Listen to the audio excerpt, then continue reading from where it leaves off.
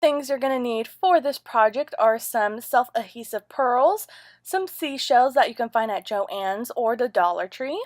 I found these seashell necklaces at a thrift store, a crown, some pearl jewels, spray paint. I picked gold and light blue, like a nice baby light blue, and then some pearl jewelry and a pendant that you would use for jewelry, E6000, and some dollar seashells, and then of course a bikini top made out of seashells that you can find at the Dollar Tree store. So the first step I used was cleaned all my shells and laid them out in the backyard to spray paint. If you don't have a backyard or don't have a place to spray paint, I really recommend an elevated room so the fumes won't get to you. I didn't spray all of the seashells. I wanted some normal.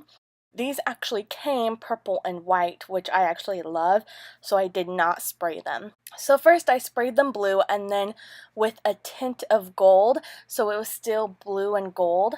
And I really liked how these came out. And I don't know why I didn't mention this, but if you want more pizzazz in your crown and your handheld mirror, I would suggest some rhinestones and different sizes of rhinestones. So these are the embellishments that I'm going to be using on my crown and handheld mirror, and I really like them. They go great together. And then I hot glued some pearls onto my seashells and also some rhinestones too. So this is my first ever crown, mermaid crown that I've ever made. So when I used the E6000, it wasn't really sticking very well to the plastic crown, but when I used my hot glue gun, it worked perfectly. So I started to use my hot glue gun to stick all the seashells onto my plastic crown, but I would say be very, very careful because the heat of the gun will actually activate heat onto the seashell and it will make the seashell very, very hot. And while putting the seashells on, I would recommend what I'm doing, having like a bottle or something onto the crown so that you can work with the crown and move with it.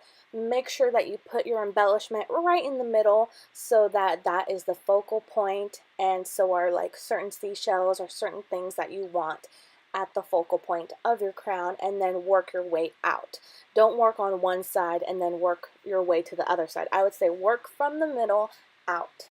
And you don't have to work with only the seashells that you painted. You can also work with the regular color seashells, add some pearls, add some embellishments to them, rhinestones.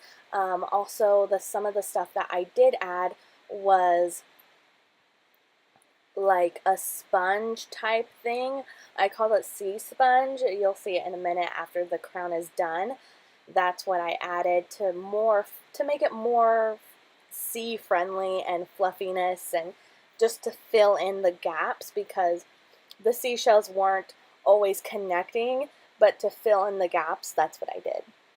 And then what I'm doing here is actually gluing smaller seashells to fill in those holes that the crown, that the original crown has, because they have like swirls and stuff like that. So I'm trying to fill up those holes so that the actual bigger seashells can stick to the crown and have a place to hold on to. Those smaller seashells that I got that I'm actually gluing together, like clumping up together onto the crown, I'm getting a whole bunch of those smaller seashells, as you can see right here, just clumping them up together. I actually got those off of a necklace that you saw in the beginning of the video. It was that seashell necklace something. I would not recommend going to a regular store to get these because they would cost very, very much. I think at Michael's you can get them for like 4 necklaces for $17, and that is quite a bit. I actually found mine at a thrift store and they were like 50 cents each, $1 each. So I highly recommend getting those necklaces at a thrift store for like $1 than compared to getting them at Michael's for $17. And then just cutting up the necklace, spray painting them, and then gluing them onto your crown. And as you can see, the bigger seashells stick so much better with the gluing to those little seashells. So that is what I did. Just you know, making it pretty, gluing some rhinestones onto a seashell. The one I'm holding has a whole bunch of rhinestones around them. I can't even talk. But I really, really like how this crown turned out. It took a lot of time, but I'm really, really happy with it.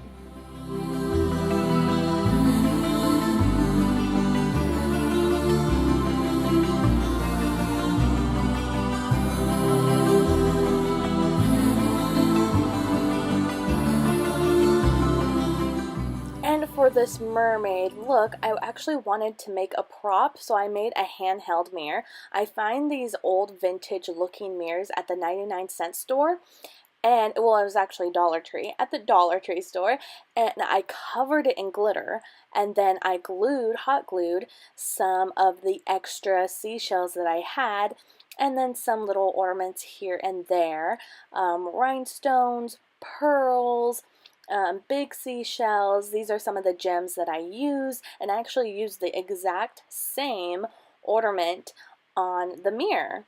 I used it in the front of the mirror so that it could match my crown, and as you guys saw earlier, it had the seahorse in the back that also matched my crown too. I really wanted it to match my costume so that everything tied together, and I like glued pearls around it. I'm not done, but I did glue pearls around the mirror to make it look really girly and pretty.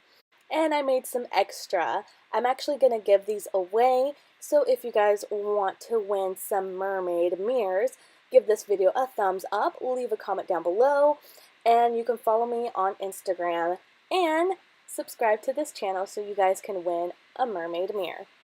Okay, and on to the rest of the costume. So I decided to wear a corset, and I had made these earlier. I showed them in the beginning of the video, just painted them, add some pearls and gems and the seahorse that I had on my crown, as you can see right here. And if you do guys decide to make the crown, I highly suggest on buying a foam head. You can find those at Joann's for $5. It really, really helps storing the headpiece to my costume. So I'm going to be using a lot of different gems. I got some of these at an antique store for like $1, some thrift stores, like old jewelry that I thought would be cool to add to my costume. I just hot glued these onto the shells that I thought I could use. And then I got some of the stuff at Joann's, just different things, beads, pearls, like little rocks. I have extra seashells. Get that out of there. I have like extra seashells from the Dollar Tree store, stuff that I've painted and just had. So this is what it looks like right now. And then I started adding some glitter, Mod Podge, sewing in pearls, adding a bunch of gems, adding a bunch of seashells, sea foam, lots and lots of gems, and then I decided I did not like this. So I revamped, scrapped everything off, and decided just to use Dollar Tree gems. They come in like a pack of 100. Well, actually, it's like 150. And each pack is $1. So I decided to E6000 this baby up. I did not use any hot glue, just E6000 with some big giant gems, and then right in the middle green gems from from Dollar Tree, I should say. And just put those baby on, and it really, really matched. Everything came together.